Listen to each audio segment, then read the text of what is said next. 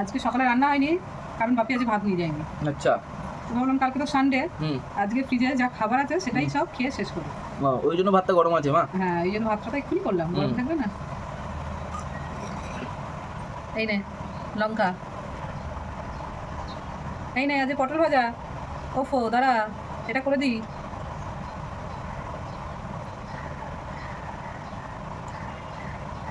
এটা কি হলো মা?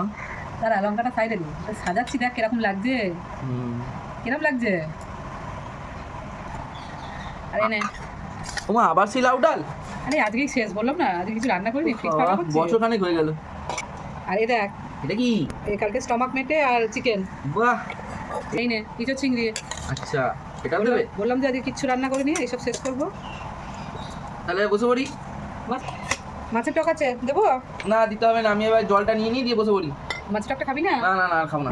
এই দেখ, মাছের টকটা কিন্তু আম দিয়ে বানিয়েছিলাম। না না না, আজ আর খাবি না। আচ্ছা ঠিক আছে, আর খেতে হবে না, দেখ বসে পড়।